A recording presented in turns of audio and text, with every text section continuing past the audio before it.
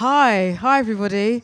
My name's Clara Antho. Delighted to be here in association with Channel 4, of course, Big Boys, Student Minds, and Calm. Can we first please give a massive round of applause to Jack Rook and his amazing cast for what they've created, because it really is incredible.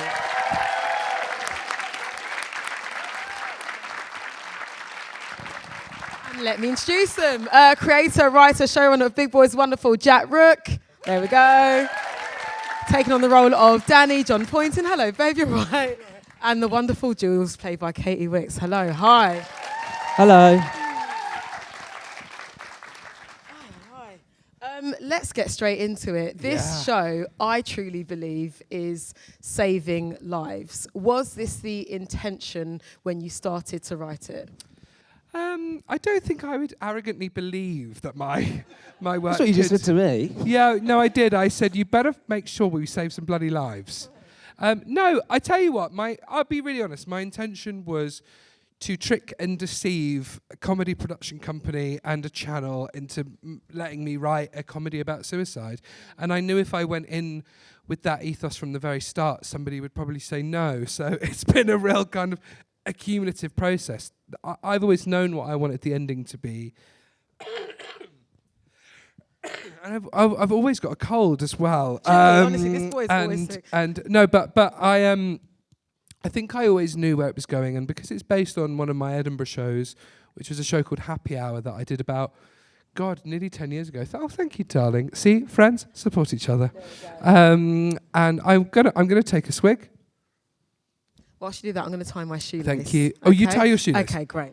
But it's very important to do that. Sometimes we prioritise mental health. Physical health still important. Okay, you can't be tripping up on the streets of this town. You'll get your phone robbed. But no, I always knew that I wanted it to kind of culminate in that, and it's very difficult because you never know how many series you're going to get to tell a story necessarily. So there was a moment with the narrator and Danny at the end of series 1 that I was really proud of, and then when I sort of realised that we might be able to do the ending I wanted, then I'd had the idea in mind for a long time, and I think I'd spoken to both Jon and Katie about this culminating in an ending with two endings, with the finale with two endings.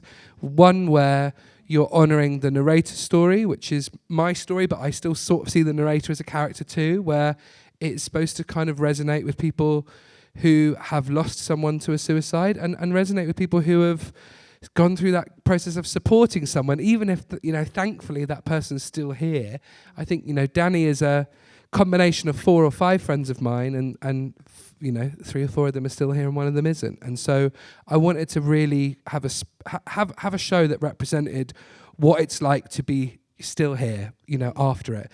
And at the same time, an ending that felt like the show's ending, where Danny did find another solution, and where Jules, as a kind of representative of the institution and uni, and how brilliant universities can be at actually supporting people. And I think that's what University Mental Health Day today is all about, and why we've wanted to collaborate with Calm and Student Minds, because there are plenty of Juleses out there, and I really wanted to sort of celebrate them. Well, exactly. Let's zoom in further on Jules, because I think there's a great line that your character says, Katie, and please forgive me if I butcher this a little bit, about basically people thinking that your character was a joke, when actually she really ends up being one of the most vital people in Danny's life. How did you go about creating that character, making sure that message got put across, that people can care for you, people can take you out of those dark places?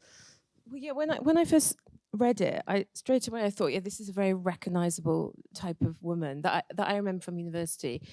The sort of woman that stays on, and gets slightly institutionalised and doesn't want to leave. And I really remember that feeling of not wanting to go out into the, big world. So that, and she sort of seemed like, we talked about this, didn't we? I said she seemed like someone that she really reminded me of like the netball girls at my uni. She had that kind of vibe, like ponytail, perky, annoying. Goal shooter energy. She's got that's why she's got a netball bib at the end. Yes, exactly. Yeah. It came true. I wished it true. And yeah, like she's so annoying and irritating, and I feel like this is an irony that she's the one who ends up rescuing him, and is actually the one who's sort of there the whole way through, like she's really dependable one in the end. I wanted to ask you all about how you were able to maintain your own mental health whilst taking on, you know, these characters in this project, because I could imagine that your three series, that is a lot of people connecting to this, a lot of people, I'm assuming, coming up to you saying, you know, talking to you about their life experience. How did you take care of yourself in order to do the best job you could do to serve what Jack had created and what you guys are doing on screen? Jon? I guess when we're sort of actually doing the work, I'm sort of focused just on that, and actually it is afterwards that it kind of comes more apparent, and like, you know, things like this and interviews and, as you say, like people messaging you and coming up to you. It's a tricky one because, you know, I can't sort of be an authority to talk about it to people, and I'm kind of a bit wary, especially on social media. I don't know how to engage with that stuff. But personally, I think this job has definitely meant that I've kind of thought about mental health in a way that I previously hadn't. It's definitely enabled me to articulate a few things, because I'd say like after the fact, sort of thinking about it. So, I mean, that's a good thing. Yeah, I sort of feel like, because I think a big part of Big Boys as well is that we feel we all kind of like each other, and I feel like we're able to sort of check in, and I think that a lot of that is spearheaded by Jim, who's the director. He creates an environment on set that I think feels really safe a lot of the time, without that overly feeling too prescribed. You know, he's not like constantly making a deal of it, but it just inherently feels that way, which I think is really important. And the Channel Wofford, we had counsellors as well that we could talk to in the last series as well. Yeah. That's really important. Obviously, we're in 2025 now. Zooming back to 2015, like, how do you feel that University Mental Health and University Mental Health Day has sort of changed in that past 10 years? Because, you know, it's essentially a retrospective piece, Big Boys. What change have you noticed? I think I've noticed change, certainly in the conversation. I think we are much more able to acknowledge that there is a mental health conversation to even be had in the first place. And I think that's been really important as a sort of cultural shift. I think we have understood that there is a sort of silent illness that goes on that we don't overtly always see. And I think there is generally a bit more of a public consciousness of the importance of empathy towards mental health struggles. I don't necessarily think that has resulted in very tangible I don't think everybody still feels completely and utterly like they are armed with the tools that they need in order to support people. I think it's getting better, and I think reasons that I wanted to collaborate with Calm and Student Minds is that they are at the forefront of doing that. I mean, Student Minds is literally so crucial in terms of having a university mental health charter where they're kind of getting universities to sign up to take mental health seriously. I think it's like 1 in 4 students still today feel like they don't know where at uni they would access help, which is, you know, really sad. That's still a huge proportion to me. And I also think Calm have done such a great job at enabling us to normalise talking about suicide. I think anything that's a taboo topic or that has been shrouded in taboo, I mean, the terminology talking around suicide, the idea of committing suicide stems from it being an illegal, condemned, shameful practice in, you know, pre-1960 or whatever. So, you know, so much of it is attached to a lot of shame. And I've also felt that. I've been a Calm ambassador for like 10 years. I still feel a certain amount of guilt and shame about having lost a friend to suicide. And I think that is a natural part, but really, like, a lot of it is kind of understanding that within the injustice, that there is sort of optimism to be found, and there is, you know, trying to empower more kind of peer-to-peer friendship support groups to know how to say, you know, I'm worried about you, and all of those things. I think that's what Calm and Student Minds have really gone hard at giving people the tools to do that. In an ideal world, what infrastructure would you like to see when it comes to mental health services, particularly for young people at university, and actually for young creators in particular? I think in an ideal world, it's a case of enabling people to not think that any problem is too small, if that makes sense. I can remember being at uni, maybe when I first started getting involved with Calm, and being like, I'm worried about this thing, but I don't want to, it's that kind of like not wanting to burden yourself. And I think that is maybe something that we've particularly seen a lot of research showing affecting young men. And I think Big Boys is a really interesting... Oh God, me calling my own show interesting. Awful thing for me to say. Listen, but it's in many ways, the character struggling the most is the white, straight character. And I'm really conscious of that. And, the show's been so informed by my experience as a queer person, as talking to Alyssa and Azuka. And I feel like it's felt like a real collaborative thing amongst all of us. But at the heart of it, Danny is the one who struggled to fully get the help or fully articulate himself in the moment in the way that some of the queer characters haven't. And I think that's also a big difference between 10 years ago and now. And that doesn't mean that there's still not a load more work to go. But I think for me, it's about people knowing that help is available at point of access. And actually people really want to hear from young people. Like we're going to hear from Dr. Dom. Yeah, hello. And an expert coming and like, the ethos being like, we actually, no matter how great, how big, how small the problem is, we want to hear about it. There are still roots. I think it can feel so easy as well, especially, I think today, like they've announced that NHS England is going, or something mad. I haven't read up fully on it, but I'm like, there's so much damaging rhetoric that suggests we don't care about healthcare from a public service point of accessing it. And I actually think we do. And there are brilliant people working at the NHS and brilliant people working at organisations that are offering help. It is about safely encouraging people towards that. Jules, what would you like to see? Calling me Jules. Honestly, because you're just so... I know I'm good at acting. We're not you really are, but you are very good, my love. Sorry, Katie, what would you like to see going forward? When it comes to infrastructure for mental health services for young people and young creators, actually. So there's a lot of people that, aspiring to do the things that all three of you do. These are testing careers. It's a testing environment. So it's curious to see what you think. I feel I'd have to prepare for a question like that. I know that, all I can speak about is my experience of this. Like, I'm dealing with a lot of grief still in my own life. And going into this, I had to be incredibly boundaried about it because I knew that if I let it in too much, it would overwhelm me and sort of envelop me. But as an actor, you can't be completely unscathed because you have to also feel it, to let it in order to sort of convey the emotion. So I don't know about infrastructure. I can just think about like what's helped me in my own life, which is having access to therapy and medication. And also it's like incredibly safe environment that you've created, which I think really, really helps. Yeah, I don't know. And just going back to what you were saying, Jack, I think it is definitely about taking away the shame because, you just casually said medication, which I don't think people would have even said out loud maybe about 5 to 10 years ago. And I've definitely noticed there's been a shift in the culture that way. Have you noticed that too?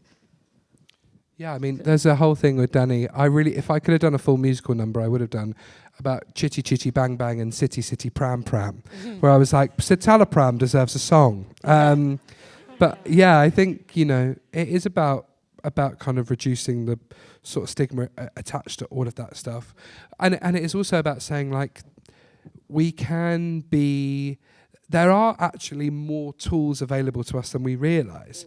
I think sometimes it can just feel so daunting, and that's the crucial thing that I try to say to people. Like, it is, once you access support, not every therapist you meet is going to be the right therapist, and not every med you go on is going to necessarily be the right medication. But if you stick with it and you continue the process, the amount of people I know where it has got better. I think there's a stat I read today with Calm where it's like 80% or over 80% of people who have attempted suicide and survived have said that was completely preventable in the first place. Like they could see that very soon after, they could see the route they went down and how preventable it was. And I just think the amount of people who then do take their own life and aren't here anymore, where it is fully preventable, I believe that completely. Like I believe in, idealistically, my ethos has to be that I believe in a world with 0 suicides in it, because it is a preventable phenomenon. Even though I know the state of the world is so difficult, I do believe that, you know, with the right amount of support and the right amount of actual healthcare provision. But, you know, I also think it's exactly with healthcare provision, because I think sometimes the problem is, you know, talking to the people that are closest to you is sometimes so hard, talking to loved people, like, because people can be so scared and sort of make it about themselves even, that, you know, it's someone else's fault. And it's going to be so hard to talk about with people you're really close to. Sometimes it's better to talk to a sort of benign, neutral. Yeah. You know. And that's sort of what I love about Jules. Throughout Big Boys, throughout all 3 seasons, Jules has sort of always been secretly, slyly checking in on Danny, giving him a laptop, giving him a Costco cake, little tokens like that.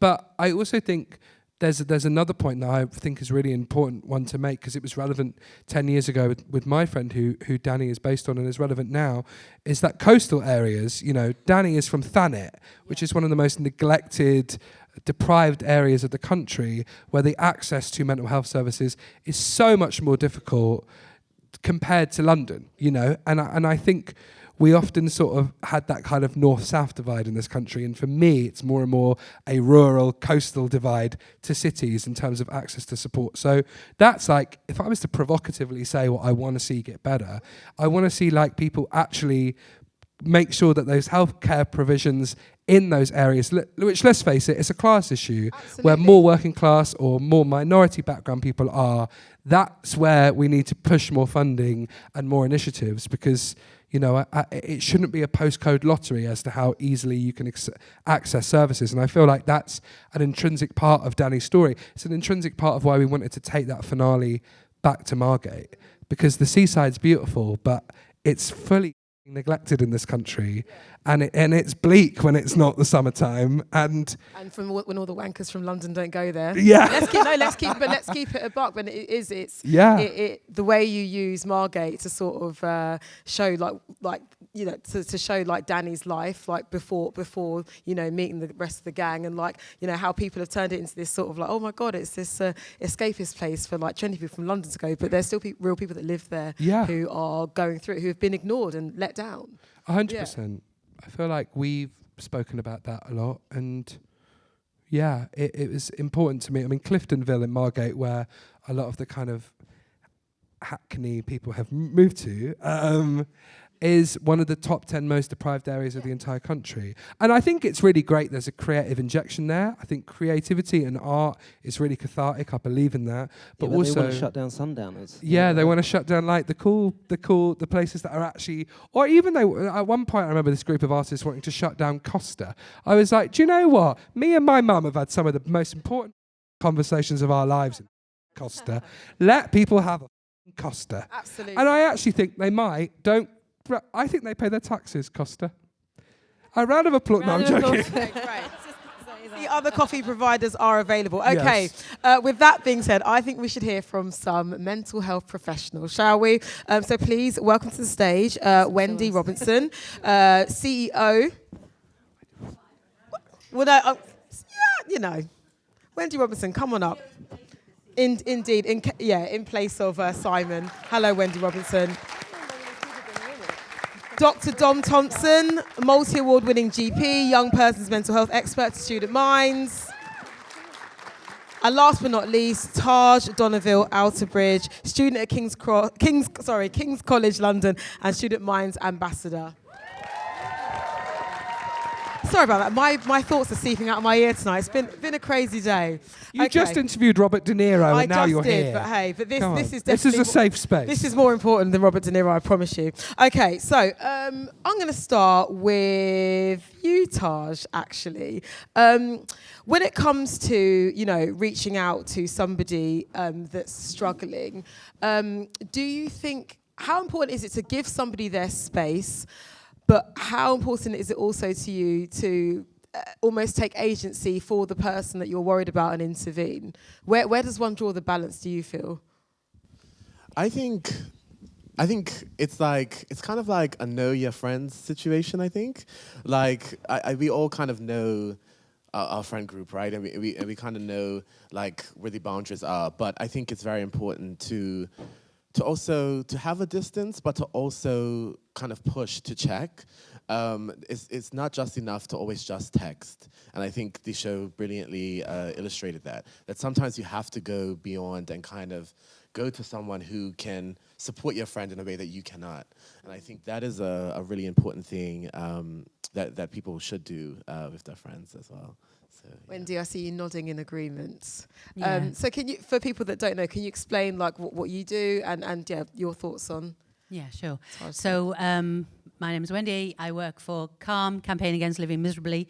We're a suicide prevention charity. Our mission is to help people end their misery, not their lives. We're particularly, certainly this year, really driven to address issues around youth suicide. I think, not to throw too many sort of stats out there, but if you think about the sad and tragic fact that in the last 10 years, nearly 7,000 young people have chosen to end their lives. And for me, that is such a tragedy that at the beginning of your life, you decide that you need to end it.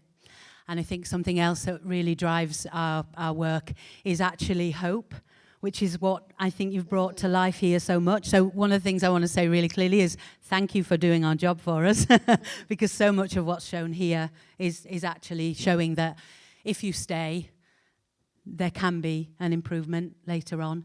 And I think as well, something to think about with young people is the thing most likely to kill you if you're a young person is yourself.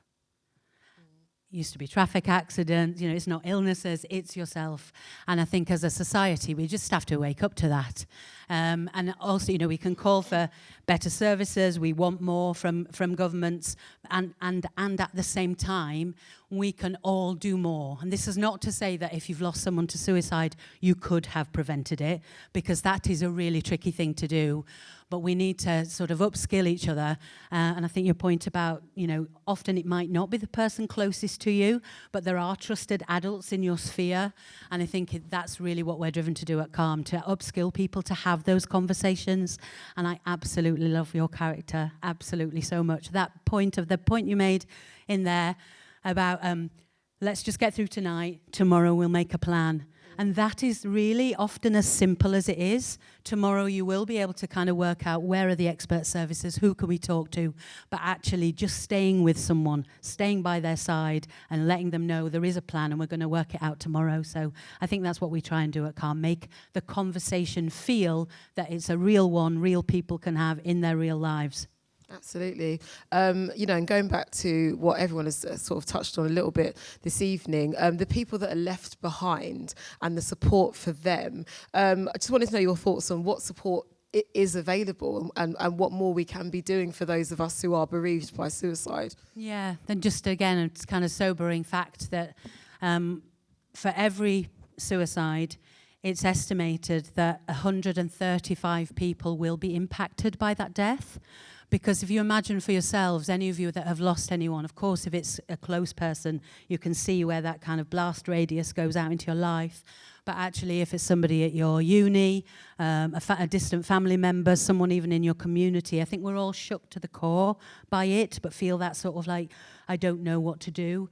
Thankfully, there are good resources. We do need more, but there are a good range. And if you go to our website, we signpost a whole host of stuff around bereavement support, because it is devastating. And people who lose someone to suicide are at greater risk themselves. Also, we have a helpline that's there for anyone who has lost anyone to suicide or is struggling themselves. So really, I think it's a point as well to say, we often talk about reaching out, and we ask people who are struggling to reach out for help. But I think we also have to realize that that's often one of the hardest times to reach out. You don't feel that you're like worthy of it, or you're struggling so much you can't put it into words. So we've got to all get much better at reaching in, whether it's for a bereaved person or someone struggling.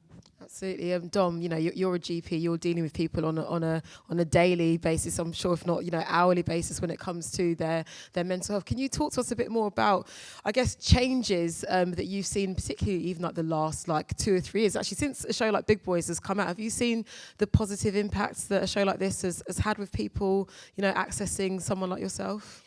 Yeah, sure. So I was a GP for about 20 years in a university. So every 10 minutes, I was looking after another student. And I noticed over that sort of 20-year period that I was seeing more and more and more young people struggling with their mental health and well-being issues and distress. And that was a picture that was happening all over the UK, in fact, all over the world.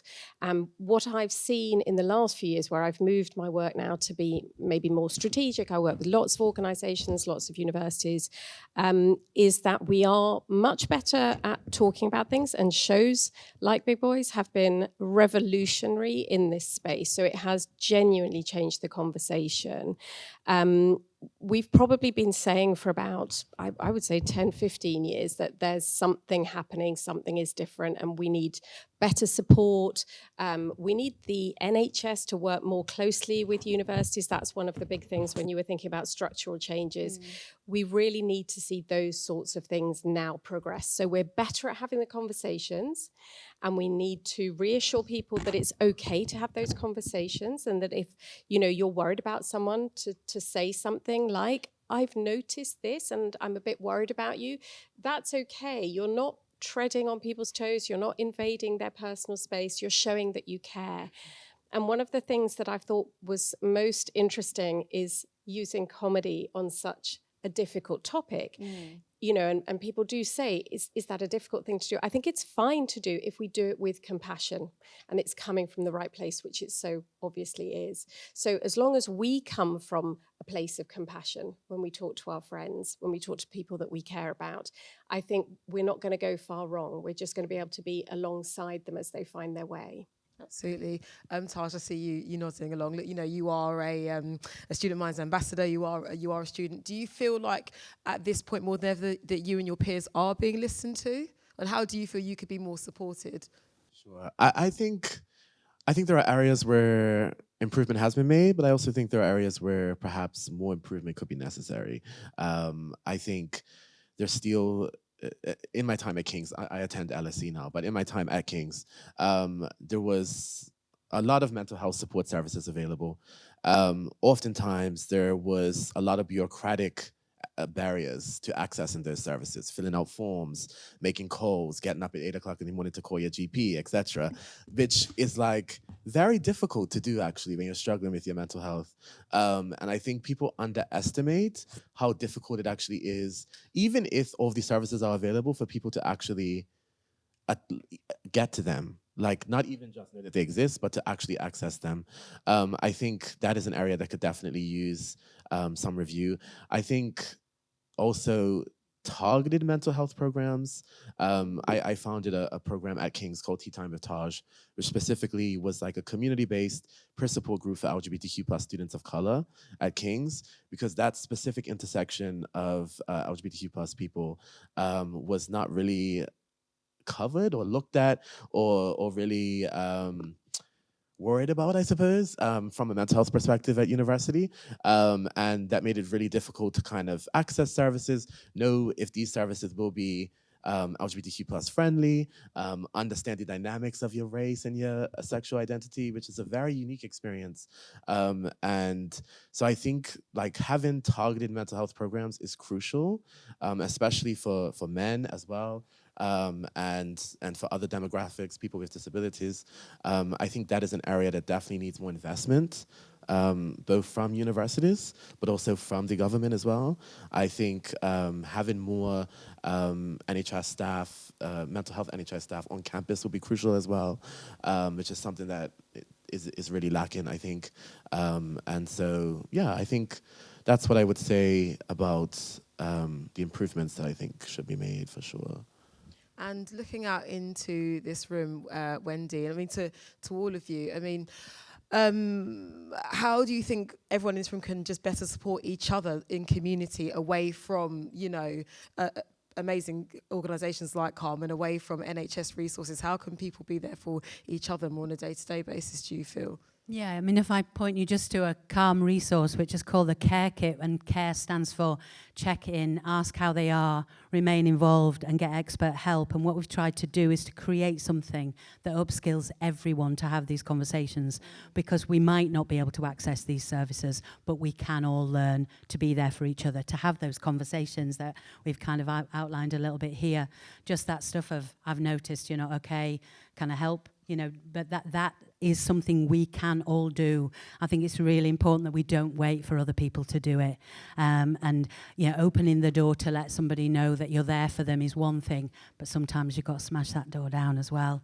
And I think so have confidence in doing that. And if you go to the Care Kit, you'll get some real guidance as to how to have those conversations. There's actually even a tool that gives you a kind of, it's like an AI generator. You can practice having the conversation as well. So yeah, I'd just say everybody, we all have to take a role in this for it to really make a difference, and I truly believe every single one of us can make a difference. I want to open it up to our wonderful audience, because I'm sure people have got lots of questions, and with that, at the risk of sounding quite glib, like it is a safe space. You can really say whatever here. I don't think anyone's here to judge, truly here to sort of listen. So if anyone's got any questions, please come through. Anyone?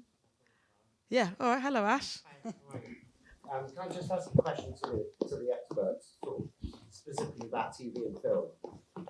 If Big Boys We Hope is a good example, tonally, and the positive message you spoke about, do you still see it done badly on TV and film? Do you watch things and kind of go, that's put the issue backwards? Are there still lessons for the industry in a wider sense that might not have Jack Rook at the helm, bossing me and other people around?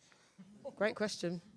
I mean, there are very solid guidelines that the Samaritans have that really explain how to talk about these kind of issues, and, you know, all of that is good. But I actually think even if it's done badly, if it opens a conversation, so I'm not encouraging it to be done badly, but I think anything that gets people talking, so if they're even like, oh, I saw this and it wasn't a good representation of mental health, those are the kind of things that we suggest you have an open, can open a conversation that gets you talking about more intimate personal stuff, but you talk about it because you've seen it in the media I kind of think, I kind of reframe it slightly, yes, we could do it better, or anything that opens a conversation is really helpful. Thank you. Lady in the blue shirt. Hi, yes, I'm Shell Morgan. I'm Dean student at the university at Cyprus. No. Don't lie. Oh, yes. An icon in the building. Yes, it's a very exotic place. I'm also a university mental health charter assessor. Two things. Can I please make a plea to you? Please don't stop writing, because your story isn't just about young people. Your story is also for those who are in the 30s and their 40s and their 50s. And we know that the highest rate of suicides in the UK, but also in universities, are males, and very often in the 30s and 40s. So please, I mean, not quite Bridget Jones, but I'm just thinking that maybe, you know, you could kind of repeat the story when they're in their 30s and in their 40s. And I suppose, you know, I work with Dom, you know, and she's very, very key in the work at Student Minds. But I think one of the things I'm acutely aware of, there still isn't the discussion amongst leaders about their own experiences. I attempted suicide at 17. I'm here. I talk about it openly. And I just sometimes feel, what can we do when we have national leaders to be open and honest? It's not a weakness, it's a strength to be able to say, this is my experience, this is how I overcome it. Don't be afraid to reach out, because, you know, we all have issues and traumas, but we can get through it. So what can we do to our leaders who are in those positions to influence, to maybe talk about more openly their narrative, their stories, their backgrounds, even their friends and families, and how they dealt with it? That's a great one. I'll pinch yours, Clara. I think it's a really good question. And actually, I just went on Newsnight today, pre-record, obviously. But it was really interesting because they asked me that question. They asked me the similar question of, in the current climate we're in, with Trump and Vance and Putin and all of these huge world leaders being so staunchly masculine and unemotional. Like, what could we ask them to do, possibly, in the current state of it? And in my mind, it is just about, like, leadership to me. You can still be really strong and really defiant and you know, stoic to a certain degree. But if you don't have empathy for the person who's like the exact opposite to you, then you're not a good leader. If you don't empathetically think about the person who's in the completely on the other side of the spectrum chair to where you're sat, then you're not leading people properly. And I think particularly with the men that we have in power now, it is about reminding them of that empathy. I still kind of, like, in a traditional way, quite believe in strong leadership. I believe in people who are going to be loud and unapologetic, but I just think you have to do that with a great deal of self-awareness. I think also it's a massive lack of self-awareness that we currently have in a lot of leaders right now. But I think across the board, whether it's an organisation, a charity, anything that involves leadership, you have to be aware of that, like, person number 1 and person 100, and as long as you can do that, which I think is very easy to do, we have really good examples of leaders doing that.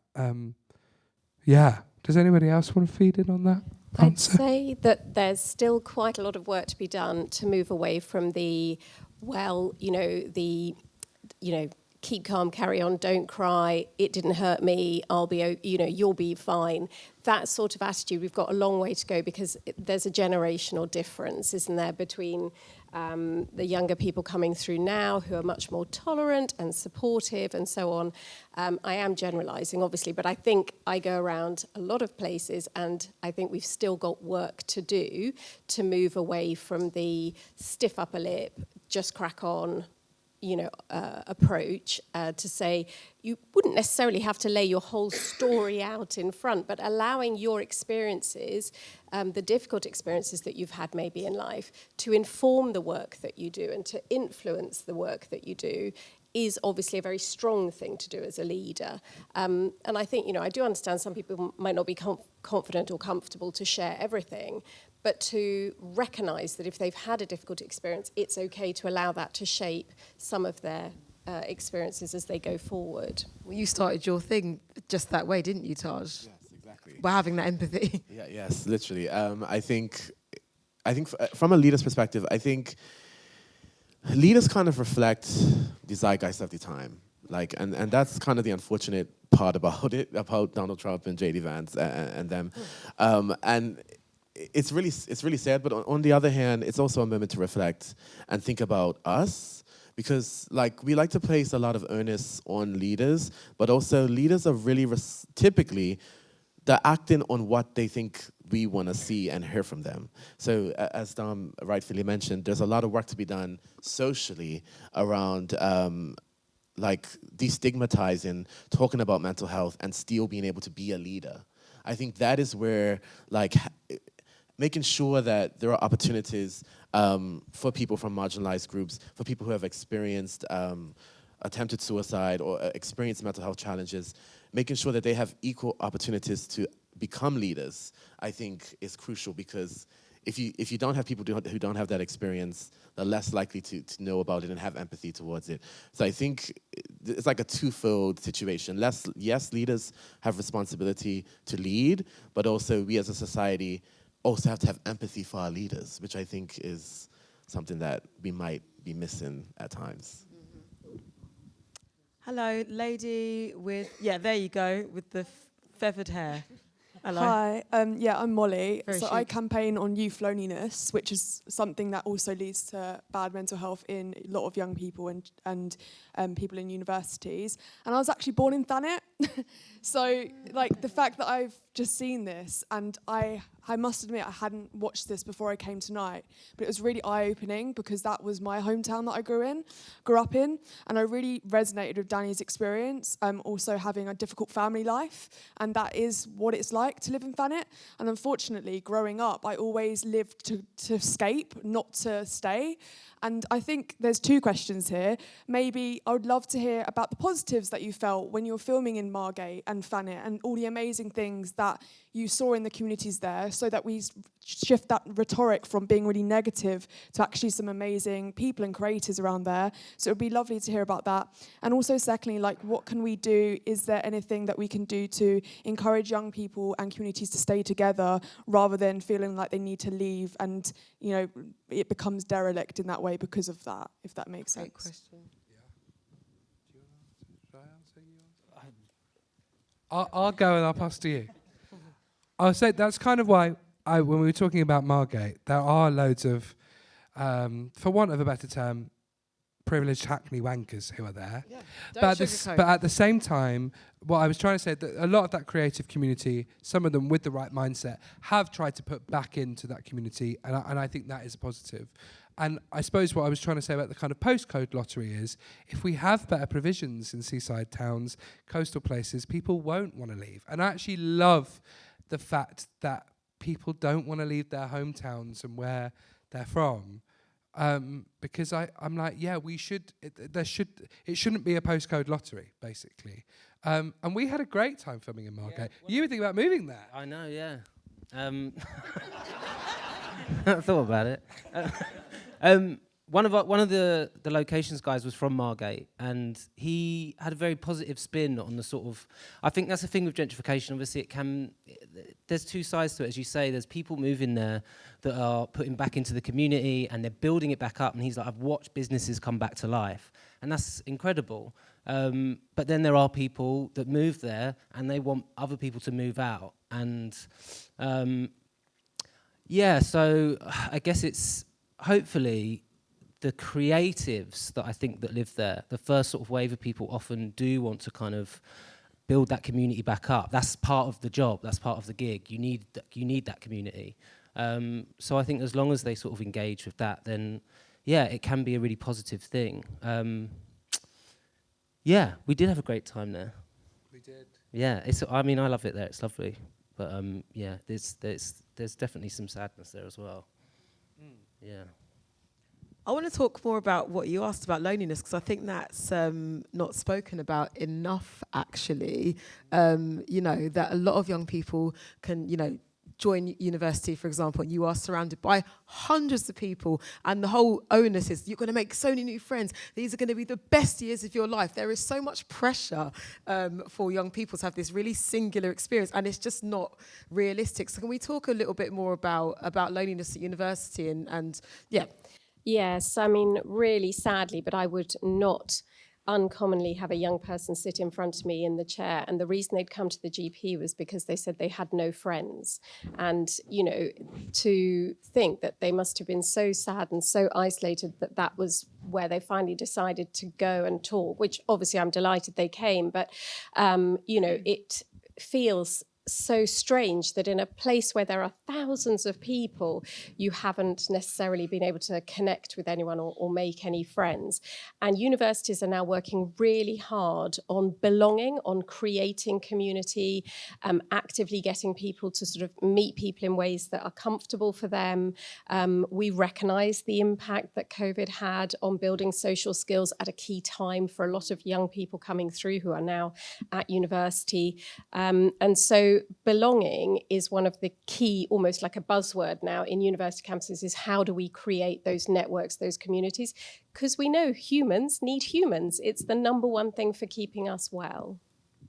Yeah, and I mean, that was literally the reason why Tea Time with Taj was birthed, was really a selfish reason, to be honest. There was a lack of a Black queer community on campus, and I didn't really feel as if I fitted in. I fit in anywhere else, especially being an international student and a little bit older than perhaps my peers started my undergrad at 21. So it was a really isolating experience. And thus, T-Taj was birthed in a way to kind of alleviate that for at least one demographic of students who might be more affected by loneliness than perhaps some others. And so I think universities and governments and councils, et cetera, really underestimate the importance of community and peer support work. It's very difficult work because it's often, there's a balance of kind of boundaries and setting those relationships. And obviously, if you're a peer supporter, you can't be friends with the people you're peer supporting. So it's kind of difficult, but it's vital work that has to go on. And it's hard to manage, it's hard to set up, it's expensive if you want to pay these students who are doing the peer support work, but it's worth it because it literally saves lives that would have never been able to access like actual mental health services at the university level or at the NHS level. But just the idea of having a space where they can come and talk to other people who may not be experts on mental health, but can share maybe a tip of how they got through a similar situation, or can just be there to listen. Literally, like what Jules was doing in the last episode, just literally being present and having a space where you can bring people together to be present. I think it is really, really important, especially post-COVID. I think having that physical kind of in-person space to just hold space, I think it is vital. So I think universities should spend more time thinking about that and figuring out ways how they can support student groups, including sports clubs, to do mental health work, or maybe not even frame it as mental health work, but to do chats or to do something where it's not just about the activity, but just holding space. And you'll be surprised what conversations come up when you just create a safe space and have people sit down and be uncomfortable with the silence until somebody says something. There's a really impactful, and it's proved really successful for Tea Time with Taj at King's. I just wanted to add to the point about loneliness. And when I think back to my experience of uni, I think that, and I suppose the antidote to loneliness is connection. It can be such a powerful way to deal with the loneliness. And it's sort of staggering how when you admit to something, it's so common for someone to say, yes, I've felt like that too, and you feel less weird. And it's such a self-conscious age, and I'm so glad I didn't have a phone at that point, because I'm sure the impact of that is huge as well. But I also think sometimes it's really hard to take your own pain seriously and, think that there is something wrong, kind of familiar hell, that this is the way you've always felt, and that you just think that that's normal to be unhappy. Sometimes I think you even realise there's a heaven there. It's hard to take it seriously even when you're unhappy, I think. And I think that's probably, yes, we've created more awareness about mental health, but at the same time, there's kind of you don't take it as seriously. Like when you have a conversation with someone, perhaps, and they say that they're struggling with the mental health, it's easy to brush it off and say, yeah, me too, everyone goes through those things. That's kind of where we're at now, I think, in a lot of conversations I've been having. It's kind of like that. It's moved past not talking about it. Now it's trivializing it in a way, which I think is another challenge that is gonna approach us, or is already here. And I think Student Minds has probably thought about that. I'm sure Calm has thought about that. So I think it'll be great to hear from. I think something really simple that you can do when you have a conversation with somebody, we often will say, how are you? You're okay, yeah? And we actually give the answer that we want to hear. And actually more just two things. How are you? No, how are you really? And that, but being prepared. I loved your way of speaking about it, holding space. Simple as being able to bear to have the conversation, because we're all the same. We all struggle. We've always all got shit that goes on and good stuff that goes on. And I think this, you represent it really clearly there. But you have to be the change you want to see as well. Be a leader that shows by example that it's okay to have these conversations and to not have the answers as well. I think we don't want to make ourselves all expect to be mental health experts, whatever that means. But actually just to be able to care for each other, because we do. We talk a lot at Calm about hope being contagious, and I think at the moment it's easy for misery to become contagious. I heard a great, I think it's a Nick Cave lyric, but is hope is optimism with its heart broken. And I think it's okay for us to say we feel heartbroken. The world's going to goodness knows whatever, but we are really powerful still within all that. And that is a word. Guys, thank you so very much for being here. Thank you for speaking so openly and so honestly. Taj, thank you so very much. Dom, Wendy, of course. I'm not going to call you Jules, Katie. You're just very good at acting. Jon, and of course, Jack. Thank you for Big Boys. It is saving lives. Thank you for being so open and honest with everybody. And I hope everyone really just leaves here with more of an open heart and open mind, and continues to strive to want to take care of each other as well as yourselves. And like, there's no shame in like speaking about anything you're going through. No problem's too small. And I would also say that Wendy mentioned it, and I actually knew about it but didn't actually read it until today. But the care kit that is on the Calm website, like, it's almost like Big Boys. To me, I'm like, that is what Big Boys is about. It's about, like, if you go on the website, there's a link on it. Or just Google Calm Care Kit. As far as I'm concerned, there is no more like consolidated tool or legacy that I would want for that show than people visiting that, because you can do little mini courses that just teach you how to talk about suicide and teach you how to talk about those sort of first steps of a conversation you can have. Like, I think that resource is incredible. And yeah, thank you, Clara. You've been there since day one. Thank you.